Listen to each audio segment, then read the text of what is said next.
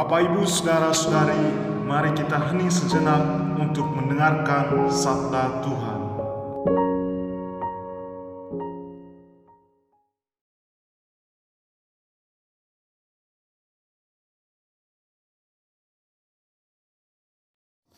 Tuhan bersamamu dan bersama rohmu.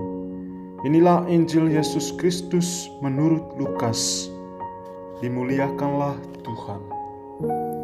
Semua orang heran karena segala yang dilakukan Yesus. Lalu Yesus berkata kepada murid-muridnya, "Dengarkan dan camkanlah segala perkataanku ini. Anak manusia akan diserahkan ke dalam tangan manusia." Mereka tidak mengerti perkataan itu, sebab artinya tersembunyi bagi mereka, sehingga mereka tidak dapat memahaminya. Dan mereka tidak berani menanyakan arti perkataan itu kepada Yesus. Demikianlah Injil Tuhan. Terpujilah Kristus.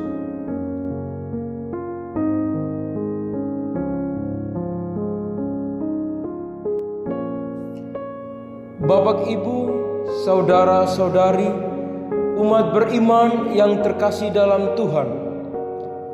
Setelah perikop mengenai pemberitahuan yang pertama tentang penderitaan Yesus dan syarat-syarat mengikuti Dia, ketiga murid yang menyaksikan peristiwa transfigurasi Yesus takjub melihat bagaimana Yesus dimuliakan melebihi Musa dan Elia, dua pribadi yang dikagumi masyarakat Israel.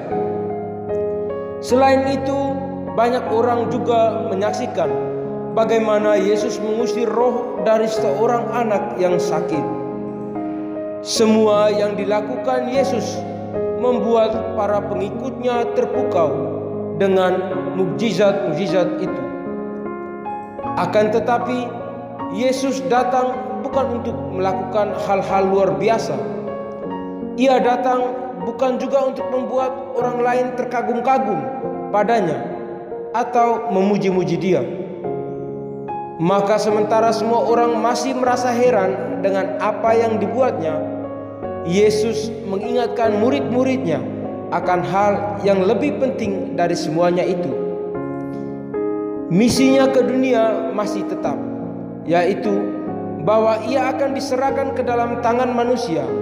Artinya, Ia harus mati di kayu salib demi menebus dosa manusia.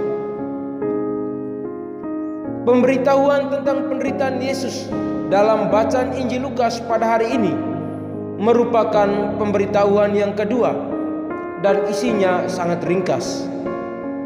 Dalam pemberitahuan yang pertama, Yesus sudah memberitahu mereka bahwa Anak Manusia harus menanggung banyak penderitaan dan ditolak oleh tua-tua, imam-imam kepala, dan ahli-ahli Taurat, lalu dibunuh dan dibangkitkan pada hari ketiga. Namun, kali ini hanya dikatakannya bahwa Anak Manusia akan diserahkan ke dalam tangan manusia. Bagi para pengikut Yesus pada waktu itu, hal ini menjadi satu segi yang paling sulit dibayangkan, yaitu bahwa utusan Allah, Sang Mesias, tidak akan terus berjaya, melainkan akan jatuh ke dalam kuasa manusia. Bapak, Ibu, saudara-saudari yang dikasihi Tuhan, dalam bacaan ini Yesus mengingatkan agar para murid jangan sampai terlena dengan apa yang dilakukannya, karena sesungguhnya ujian terberat dalam mengembangkan misinya masih di ambang pintu.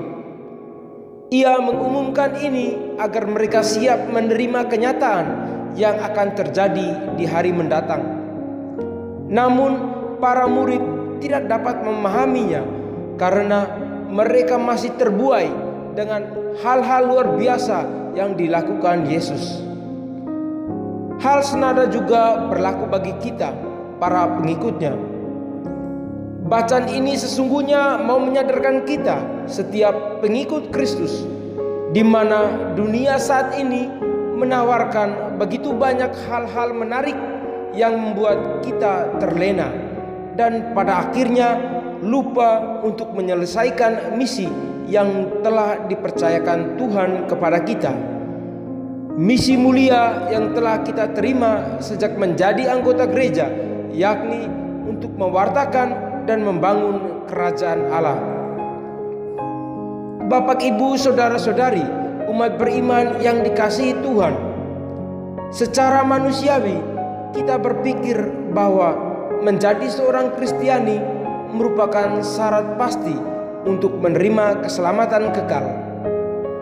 Janji Yesus akan keselamatan kekal terkadang membuat kita salah mengartikannya. Kita lupa bahwa janji yang diberikan Yesus ini memiliki harga dan syarat yang tidak mudah, yakni dengan memikul salib kehidupan kita. Mengikuti Yesus berarti mau berkorban, yakni mau meninggalkan kenikmatan duniawi untuk menerima kenikmatan surgawi. Hal ini tentu membuat kita menderita. Menderita karena pengorbanan. Namun, setiap penderitaan yang kita hadapi adalah konsekuensi dari keputusan kita mengikuti Tuhan karena kebencian dunia kepada Kristus. Rayuan dan tawaran dunia terus berdatangan dengan tujuan menghadang kita untuk mengikuti Kristus. Menjadi murid Kristus berarti harus selalu siap melawan arus kejahatan yang ingin memisahkan kita dari relasi dengan Allah.